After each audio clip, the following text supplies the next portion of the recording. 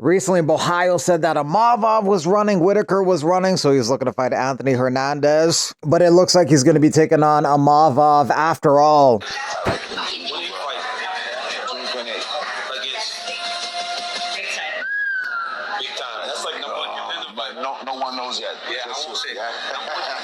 So that's June 28th in Las Vegas. That's UFC 317 for International Fight Week. So Amavov will take on Bohio. DDP will take on Hamza Chimaev. Sean Strickland has never fought Robert Whitaker. That's a fight they could make next. At the bottom of the division in the rankings, Costa will take on Kopolov. Rainier de Ritter takes on Bo Nickel. And Michelle Pereira takes on Abus Magomedov next week. And UFC 317 so far has 4 other fights. The Costa-Kopolov fight, as well as Roy Valcop, Johnson, Zellhuber, and Janata Denise versus Justin Tafa.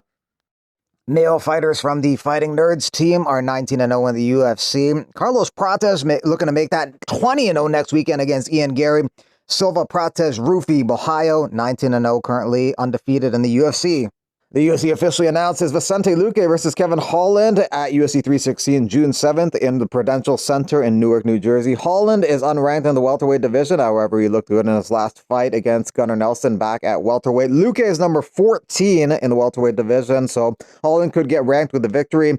Holland staying active as usual. This will be his 4th fight in 8 months. Luque is coming off a win over Temba Garimbo, choked him out in 52 seconds. Main event of this card is O'Malley versus Dvalishvili.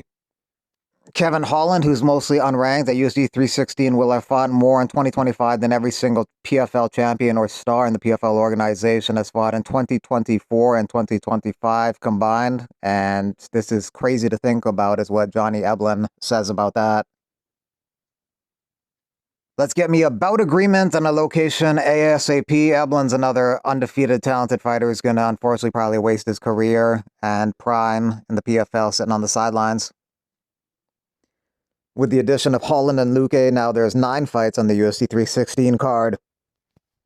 Dylan Dennis wants to fight on that card in Newark, New Jersey. KSI canceled for an Usher concert. GFL postponed for who knows what.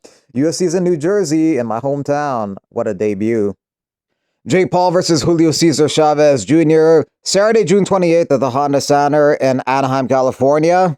Chavez Jr. has 61 fights, 54-6-1 record. He's 39 years old, so that may be considered quite young for Jake Paul. 5 years ago, I stepped into the ring for my pro debut after one amateur fight, and every fight since has been a step towards becoming a world champion. I just defeated the baddest man on the planet, Mike Tyson, and broke multiple records, and now I'm going to go against a former world champion with 54 wins who Canelo could barely beat. Canelo and Chavez Jr. fought in 2017. Every judge scored it the same way, 120-108 for Canelo. Chavez Jr. is coming off a win over Uriah Hall. 2 fights back, he lost a split decision to Anderson Silva. Ludovic Klein says if the opponent accepts the fight, big news coming soon. It may be Mateusz Gamrot, that's what Perez Ziem was saying, but that would be a number 7 ranked Gamrot against an unranked Ludovic Klein. Klein has quietly put together a 7-fight unbeaten streak. His last one was over Roosevelt Roberts in September. If Klein fought Gamrot, it'd pretty much be pure striking against pure wrestling.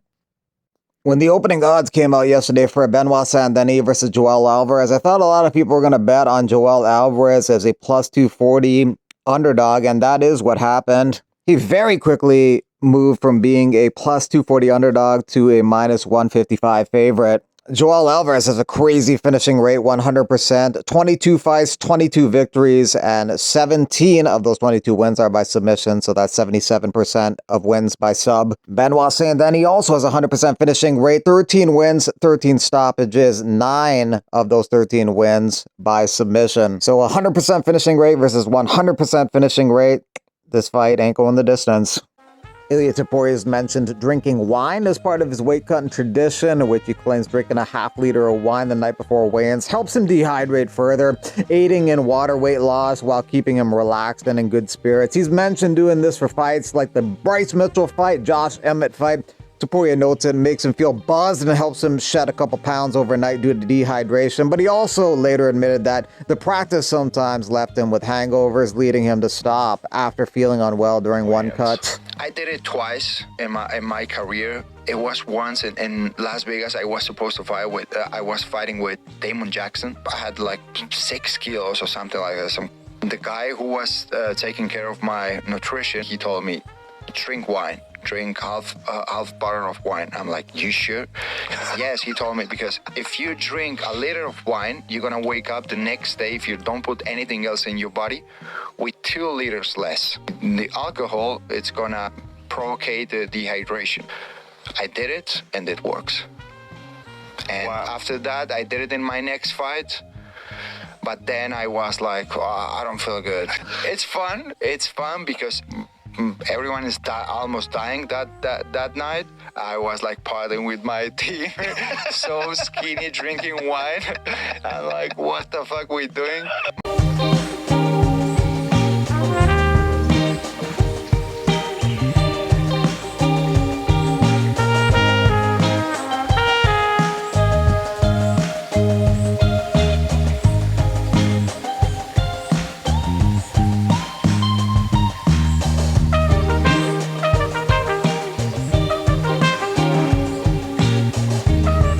Former UFC heavyweight Maurice Green has a role in the upcoming horror film Him. It's produced by Jordan Peele, follows a college quarterback pulled into a sinister world that tests the lengths he's willing to go to for fame and greatness.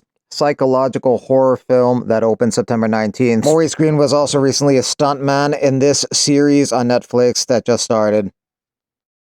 Diana Belbita posted some pictures of her wedding, which took place April 3rd, so it's kind of interesting. She basically got married in between a weight cut for a fight with Dion Barbosa. She didn't really give a shit about her career towards the end of it, and she admitted that, and she lost in the first round to Barbosa.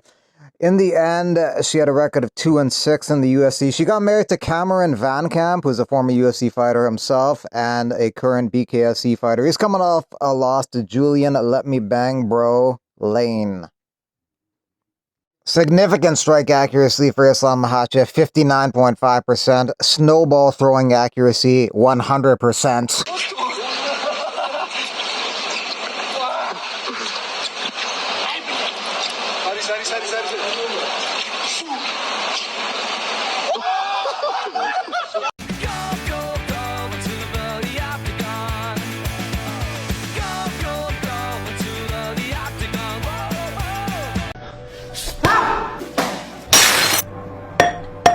I'm Pascal Kraus. This is Eric Negrito.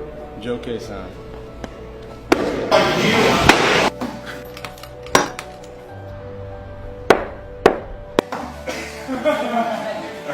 Again. One more.